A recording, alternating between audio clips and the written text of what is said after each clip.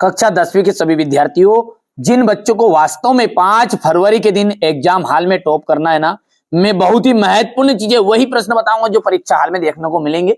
चलिए तो शुरू करते हैं। वास्तव में यदि आपको बनानी है परसेंटेज इन बच्चों की तरह, इन्होंने भरोसा किया था, आप भी भरोसा करो, ठीक है, आएंगे, 100% आएंगे। बाल गोविंद भगत क्या काम करते थे? देखिए, खेती बाड़ी का काम करते थे बाल गोविंद भगत, ठीक है भैया।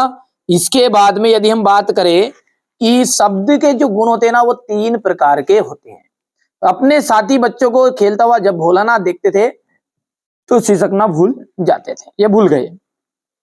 प्रयोगवाद के जनक की हम बात करें तो निराला जी है प्रयोगवाद के जनक, और सूरदास जी की रचना है सुर सारावली, यानी कि सुर सारावली किसकी रचना है? तो हमारे सूरदास जी की है।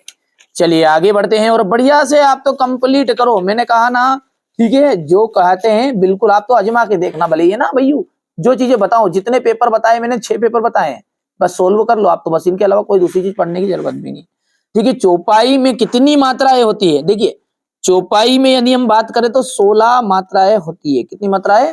16 मात्राएं। अर्थ के आधार पर जो वाक्य होते हैं ना, वो 8 प्रकार के होते हैं।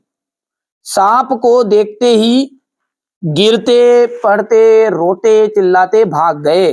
कौन भाग गए थे? तो बच्चे, है ना, कौन? बच्चे, ठीक है। तुलसीदास जी जो है वो हमारे राम भक्ति शाखा के, किसके? राम भक्ति शाखा के श्रेष्ठ कवि है। महाकाव्य में जीवन का संपूर्ण चित्रण होता है। कैसा होता है? संपूर्ण, ठीक है। छंद जो होते हैं ना, कितने प्रकार के होते हैं? छंद 2 प्रकार के होते हैं। बाल गोविंद भगत का जो बेटा है वो सुस्त तथा बोधा था।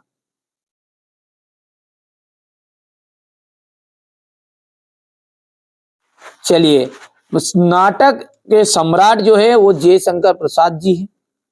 राम वृक्ष बेनीपुरी का मिलान आपको करना है, यहां से देखिएगा। राम वृक्ष बेनीपुरी का आपका हो जाएगा पिता के फूल। परिणाम वाचक, इसका क्रिया परिणाम का बोध मिलान करना है। हिरोशिमा रेलगाड़ी पे लिखा हुआ है ना, काव्य था ये। और वाराणसी हमारे जयशंकर प्रसाद का जन्म स्थान। और आवश्यकता से अधिक कई की बात चढ़ाकर कहेंगे तो हो जाएगा आपका अतिशयोक्ति अलंकार। एक से अधिक अर्थ व्यक्त करने वाले शब्दों को हम क्या कहते हैं?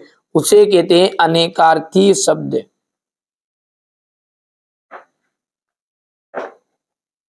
अनेकार्थीय शब्द। लोकोक्ति या कहावत किसे कहते हैं? ऐसा कथन जो विशेष अर्थ होता है। ऐसा कथन जिसका विशेष अर्थ होता है, जिसका विशेष अर्थ होता है, ठीक है। ड्राइवर कम गाइड का नाम क्या था? जितेन नारगे, ठीक है। यहां पर हो जाएगा जितेन नारगे। शिव का धनुष किसने तोड़ा था? राम ने।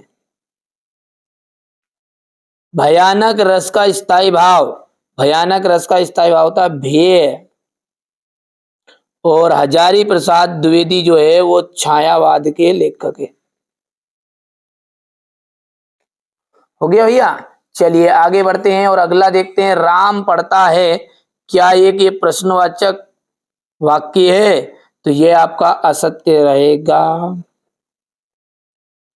सारे देश की आस्थाएं और अंधविश्वास एक से नहीं है, ये भी आपका असत्य है, किताब में बताया गया है ना। हिरोशिमा में परमाणु बम गिरा था, सत्य, ठीक है। निराला बादलों को रिमझिम बरसने के लिए कह रहा है, अरे गज गज के बदलने की बोल रहा हो तो आ जाओ तोड़ ताड़ दो 1-2 डंडा, ये कह रहा था।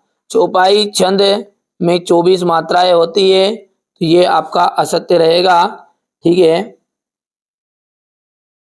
और ये बाल गोविंद भगत जो ग्रस्त नहीं थे, ये भी आपका असत्य रहने वाला है। चलिए आगे बढ़ते हैं और अब यहां से देखिए, ये सारे क्वेश्चन है ना आपको 2 या 3 दिन के अंदर अंदर मिल जाएंगे। यदि आप बाद में ये वीडियो देख रहे हैं तो जब तक तो डाल चुका होगा, एक बार प्लेलिस्ट को चेकआउट कर लीजिए। बच्चे लिख रहे हैं कोचिंग में, जैसे लिखा जाएगा ना तुरंत आपके लिए यहाँ पर वीडियो बना दूंगा। यहाँ से देखिए, राम वृक्ष बेनीपुरी भदंत आनंद कौशल्यान का साहित्य परिचय देना है आपको। मुहावरों का अर्थ लिखकर वाक्य में प्रयोग कीजिएगा। अकल पर पत्थर पड़ना, आंख बबूला होना। दशानन का समास वगैरह करिए। लाभ हानि। बच्चे माता पिता के प्रति अपने प्रेम को कैसे अभिव्यक्त करते हैं।